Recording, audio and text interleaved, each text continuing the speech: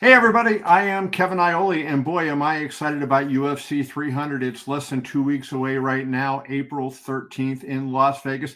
And the fight I am looking forward to more than any other, I don't know why it is not the main event. There are a lot of great fights on that card, but the BMF title fight between my guest right now, Max Holloway and Justin Gaethje, I have been smiling ever since that fight was made. Max, welcome. I appreciate you joining me. You getting excited about this? Thanks for having. Everybody Of else is? course, of course, brother. Of course. I mean, the BMF title is cool, but getting to share the octagon with a legend like Gaethje, a future Hall of Famer, is even more amazing. If you want to be a great, you want to be a legend in this sport. These are the kind of fights that you got to take, and these are the kind of fights that you got to win. So at the end of the day, I'm excited to be facing the highlight, but hopefully by the time the night is done, it's a blessed highlight. Yeah, I was going to say who's going to be the highlight at the end because we know there are going to be highlights. It's going to be who is the highlight there. Let me run a list past you here. Alex Volkanovski, Jose Aldo, Conor McGregor, Dustin Poirier, Frankie Edgar, Korean Zombie, Charles Oliveira, Brian Ortega, Yair Rodriguez, Anthony Pettis. You recognize that list at all? I don't know. That sounds like a tough line of work for someone. I think it might have been some of the greatest fighters of all time, and they're all on your list. I mean, what is it, Max, that has motivated you to fight? I mean, who has fought that kind of list of opposition? I don't think anybody has. I mean, to be the best, you gotta beat the best, and the best is blessed. I was just, I was fortunate enough to, my whole career, I always wanted to have a who's name on my list, and not only on the list, but wins over them. So at the end of the day, I just thought if you want to be great, this is the way you chase greatness. You fight guys that are great, and you come up the victor. You were like what 20, 21 years old when you fought Poirier and McGregor back in what was it 2012, I think it was. So let me ask you this about Conor McGregor. You were young in your career then, but I think people would be interested to hear your take on this.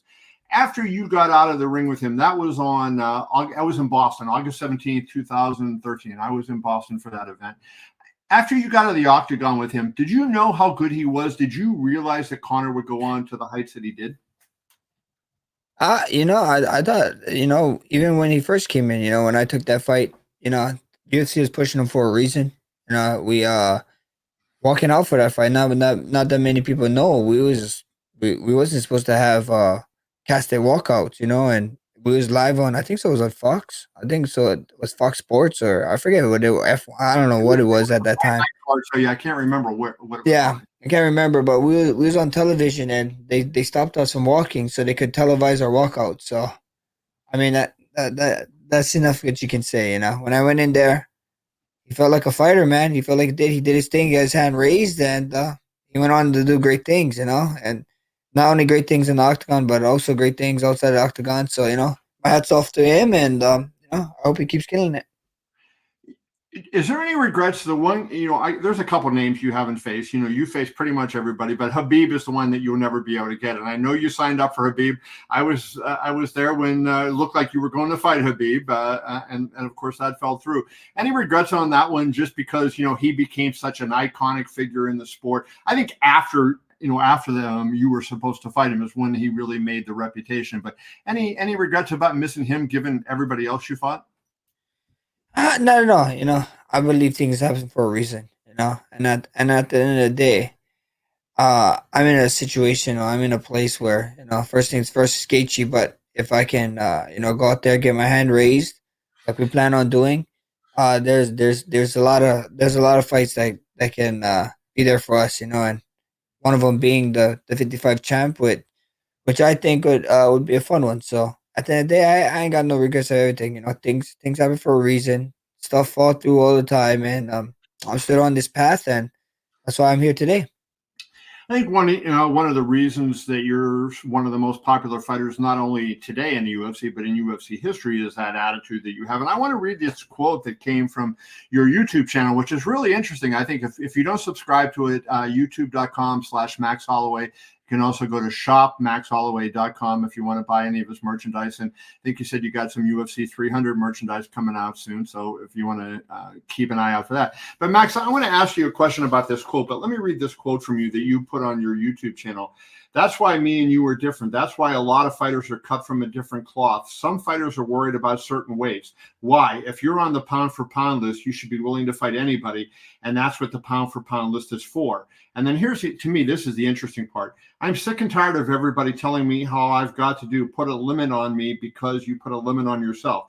Don't put a limit on others. If I was born in a different time, I'd be a gladiator. The last time I checked, gladiators don't walk around with a scale telling you how many kilograms they weigh. You're getting a little heat, or you're getting a little annoyed. That's a hell of a quote right there. Yeah, at the end of the day, a lot of people just say, like, I just like to tell a lot of people, it's like, people who try to like shit on other people or try to put other people down or try to stop other people's dreams is because they told someone else their dream and they got shot down. So they just feel like they get stuck in this cycle where, okay, since I got told this, I believe that I feel like I need to pass this on, Right. which is craziness to me. And, at the end of the day, that's not it. That's not it. If it was easy, everybody would be doing it, Right. and that's what I tell everybody. So don't let somebody tell you because they failed that you can't do something. And that was the main thing. A lot of people is, like I said, you watch the YouTube. I saw somebody say like, "Oh yeah, I'm actually stuck like this," but imagine, because I said that gladiator quote, and then they said, "Imagine, watch when Francis Ngannou calls him out. Well, let's see what he says now. I'll fight him." Yeah. Why? Why should I care? I'm a fighter, brother. Like it is what it is. Yeah. And if you're on the pound for pound list, then you should be able to fight everybody. Like, what is the meaning of being number one or number two or whatever pound for pound list number you are if you're not even thinking of fighting a guy outside of your weight class? That's crazy. I thought pound for pound is the pound for pound fighter. Like if you fought each other in a tournament, that's like what would happen. So that's just the way I think. A lot of people may disagree with me, can disagree with me, but I just saw this quote. There's this cool quote right here. Let me read this quote. I saw this quote before actually coming on here, Sure. talking to you. That a lot of people need to remember. The quote said, "Men on the sidelines are always louder than the men in the arena. Keep this in mind next time you receive unsolicited advice or criticism." Right. And I was like, that's what it is. We live in a world where a lot of guys, they just don't want to dare to be great.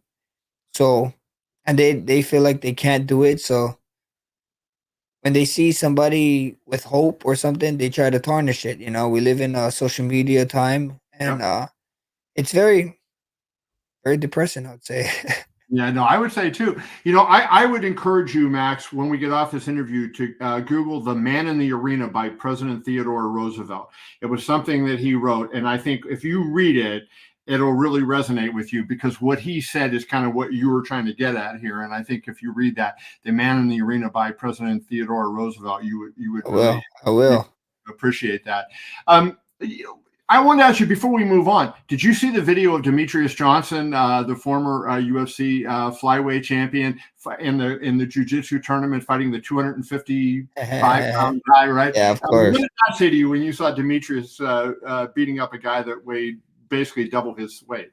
I mean, it is what it is. I mean, there. I don't know if you saw, but there's like a talk of this some body weight lift guy saying that he could beat Demetrius Johnson in a street fight, and I'm like, I don't know about that, bro. If you have no common sense, I don't know. Like Demetrius could put you in a hole, he'll bust your ACL. You know what I mean? Grab something, choke. But this is a street fight too. Like if I'm fighting somebody in the street, brother, I'm not fighting like we fight in the UFC. I'm going low blow shots. I'm poking your eye. I'm gouging you. I'm fish hooking you. Like I'm doing whatever and biting your ear. You know what I mean? I'm pulling up all the stops. So at the end of the day, Demetrius to show that he can do that against a trained guy that was in his division in the brown belt division is it was cool, man. It was cool. Like I said, like jiu-jitsu, but that's what the whole MMA was built off. That's what UFC was built off of. UFC was built off of because the Gracies wanted to show that their Their Let, martial arts was the greatest martial arts in the world. what And no martial matter the arts? size or whatever, they even picked the smallest guy to go. They had bigger guys, they had better guys to go put in a tournament, but they put Royce because he is the smallest guy, and they wanted to prove a point. Right. And they did until everybody figured out like, oh man, we need to start adding this to our game, and stopping this. Right. And it is amazing. You are what? So as we record this, you're 12 days away from the fight. So what is the schedule from here on in? Like, do you still have full hard sparring this week? When do you begin the taper? And so how does the schedule go over the next 12 days? We got a few more hard workouts. Not really sparring, but we got a few hard workouts left. And then get through this week. Next week, fight week. Get to the weight cut, make the weight, and have fun on Saturday, April 13th. I haven't asked you this in a while. I know you talked about no sparring for a one point. Are you still doing that? I mean, or do you have live sparring now in your training camp? For this for this fight, tune into the countdown. Tell the countdown. The count. I think so. A lot of people are gonna be surprised of what the countdown is. It got to shoot. So at the end of the day, without giving too much away. Okay. Yeah, it was Gaethje. He's a special opponent, so you had to do special things. So just tune into the countdown. It'd be fun. What is, you're a fan of MMA just like I'm a fan of MMA and people who are watching this are. So my question is, when you watch a Justin Gaethje fight, is there one that you remember the most? I mean, he's had so many crazy ones. Is there one that you like the most or that, got you out of your seat cheering when you watched him do something? I think his debut. I was there ringside when he made his debut. His the main event against Michael Johnson. Yeah. And it was crazy. We got the. I think that was like a fight. That was a fight where I think I had 3 fights in a row or something like that. Like you remember, it was a international fight week, and that's when they used to do like 2 or 3 fights in a row. And I think it was Thursday, Friday, and then Saturday. Yeah, yeah. I don't know what day he fought. I don't know if he fought Friday or Thursday, but he was the main event on one of them. Yeah, he was Friday night. Yeah, and that was exciting. Being there, cage side, being there. He got hurt early, and he come through like he always come through. This guy's like a zombie too, and he got the finish. So that was I think so. That was the most memorable fight for me, just because I was there in front row. He has been stopped before, right? In fact, the 2 fights right after Michael Johnson, got stopped by a knee by Eddie Alvarez, got, stopped by punches by Dustin Poirier. But, he has a pretty good chin, I would say. And you being an elite striker, like it's the immovable object against the irresistible force. Does it, when a guy has a really strong chin, does it change the way you approach things, right? Do you have to approach it slightly differently when a guy has a good chin as opposed to, maybe nothing special? No, not at all. Not at all. We're going there, and my my goal is to just punch you in the face as much times as I can in the 5 minutes for 5 rounds, and here's another opportunity to do that. And if he's tough enough, like I've been saying, it'd be amazing to go and I hold a record for the most significant strikes landed. It'd be amazing to beat that. I think so. If there's any shot to beat that, it'd be against a guy in Justin Gaethje. So we see what happens, but you never know. I don't look too much into certain stuff or certain stats. I just, he's human, I'm human, we both bleed red, and I'm gonna just keep punching him until something happens. So you set the record against Calvin Kattar in one of the most amazing fights, and God bless Calvin Kattar for continuing to fight and win after that. I mean, after the beating he took, there's a lot of guys, Max, right, that don't come back from that. You see it in boxing a lot of times. Guys take that kind of beating and they're done, right? So you have to give Calvin Kattar a lot of credit. But my question for you is this: I would imagine if you're landing those kind of strikes on Justin, he's a high volume puncher, right? He's going to be throwing back at you, so your chin is, you have to go into this fight knowing your chin is going to be tested too, right? Yeah, we see what happens. A lot of people is talking about Justin. I think the whole narrative about this is just it's at 55 and Justin's looking scary. He always hit it hard. His last fight, a lot of people remember it because the head kick knockout wasn't even a punch; it was a kick this time. So, but you see what happens. At the end of the day, I ain't those guys. He ain't nobody. He's not nobody I fought. Like I can't compare him to somebody I fought before. So, and he can compare who I fought. Yeah, we can get partners, training partners, or we can be like, this kind of person moves like this and that, blah blah. But it ain't him, and it ain't me. So all the answers. There's a lot of questions. We get to find all the answers come April 13th. I got a couple more questions and we'll wrap it up. And I think one of the things, Max, that you're kind of low key in something, and Dustin Poirier made a comment when the fight was made. He was asked who would win, and is Max Holloway too small to fight Justin Gaethje? And he goes, Max Holloway is huge. That was his comment, that you were huge, not that you were too small. So if the narrative going around, you're too small, I think a guy that's fought you a couple of times doesn't think you were too small.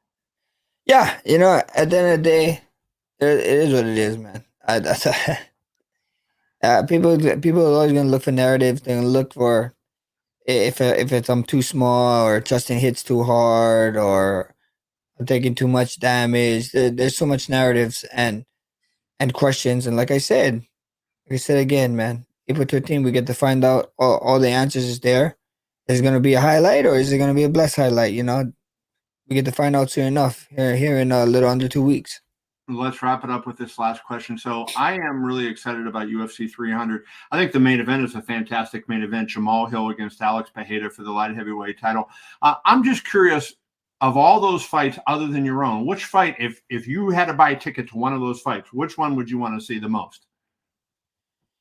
I mean, Alex Pereira is must see TV all the time. He's been I don't think he's been in a boring fight yet. So, and he's been like, he's been knocking people out too, or finishing guys. So at the end of the day, I'm sure that's one of the fights that I'm like, this is must see TV. Jamal Hill lost his belt from an injury, got a lot to prove. A lot of naysayers. I see the comments and stuff talking about how Jamal how he's probably gonna get run over. So I'm excited. I know how he feels. I know how he felt through my whole career. So at the end of the day, I think that fight is gonna be super fun, and may the best man win. I think your fight might be the front runner for fight of the night. So we shall see. Anyways, that is Max Holloway, the former featherweight champion. You can find him on YouTube, youtube.com/Max Holloway. You can also get his merchandise, shopmaxholloway.com. Brother, I will see you in Vegas. Thank you always for the time, my friend. Thank you. I see you soon. Later. See you, Max.